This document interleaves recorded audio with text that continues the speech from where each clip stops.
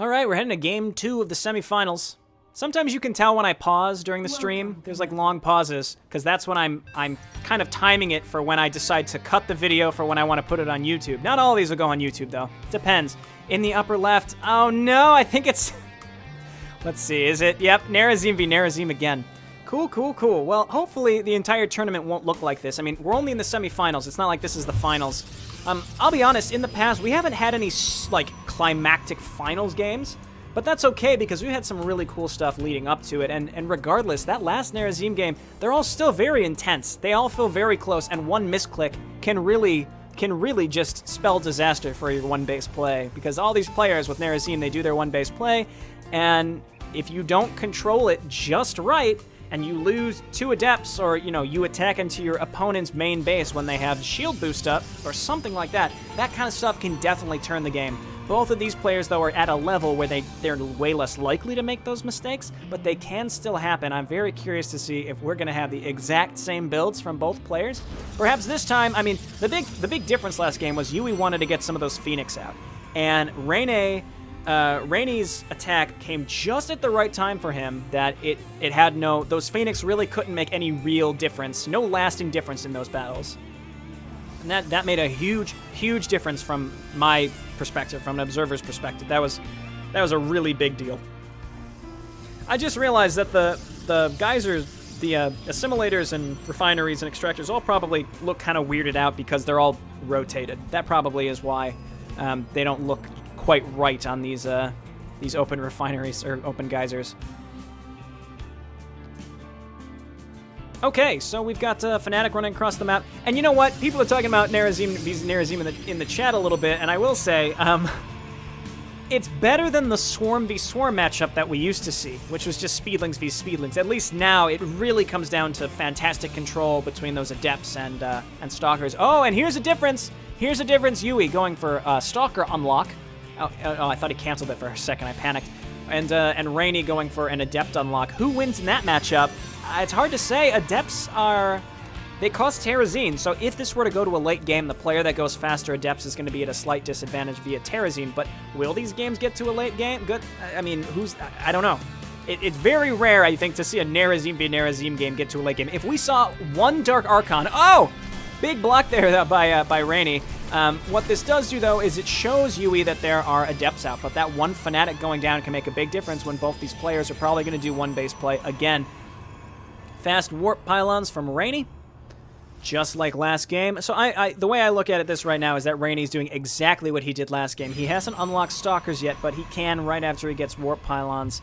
And I think Stalkers are a great follow-up. Adepts can really break through those early Fanatics that you might see, but YueY with the Stalkers might be able to do pretty well against Adepts, because Adepts, they're good against light units, but again, that Terrazine cost really balances them if you can hang on against early Adept pressure and you force your opponent to make a lot of Adepts, and you can kill them all.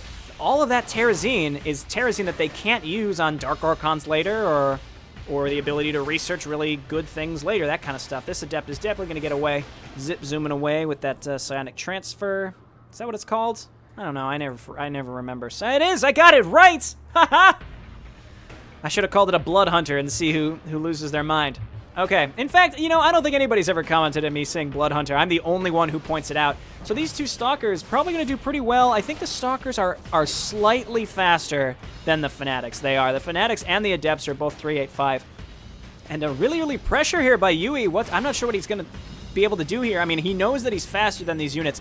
You know what he just did, though? He forced Rainey to spit out a ton of units. And, ooh, 3 more Stalkers. I think he's committing to this. I thought that was just maybe to force Rainey into making more units. I think the Fanatics are the only thing that can do anything to these Stalkers. And like I was saying, those Adepts are going to do pretty pathetically against Stalkers. Look at that. Versus Armored is 5. Oh, Stalkers are not armored. They're mechanical. So the way that this works is they do 10 damage to things that aren't light or armored. So they're going to do 10 damage to the Stalkers.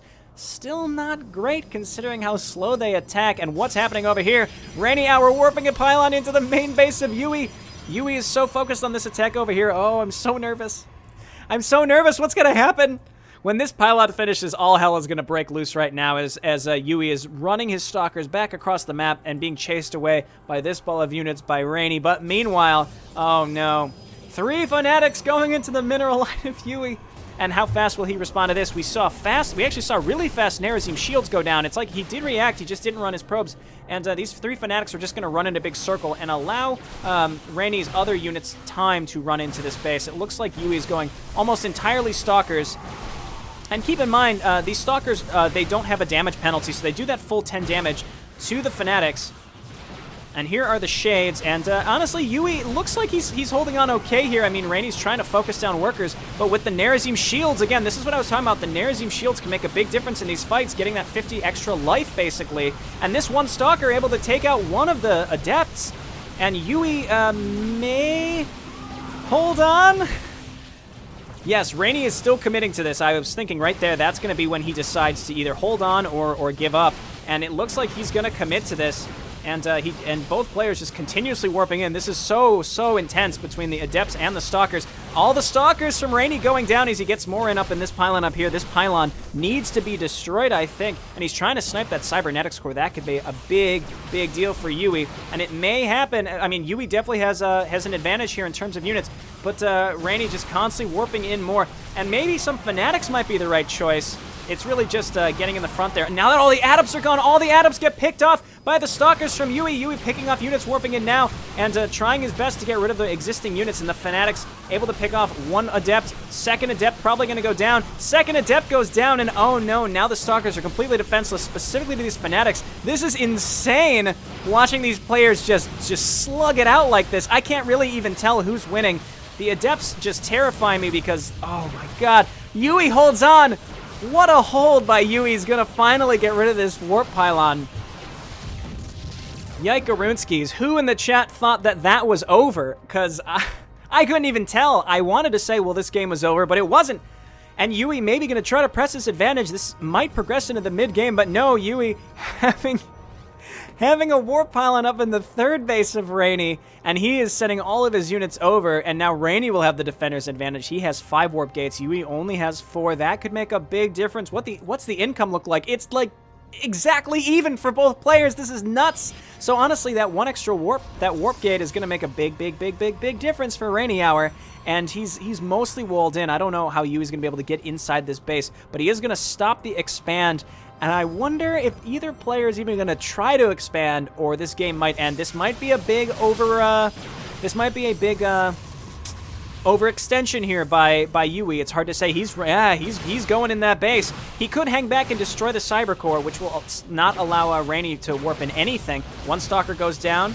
And Rainey GG's! Wow, he saw the Stalker difference. He didn't have enough money, I suppose, to build out of all the warp gates, and he GG's. That makes the series 1-1 with 2 Nerazim v Nerazim games. What a great game. Well played, both players. And YueY with that hold was incredible.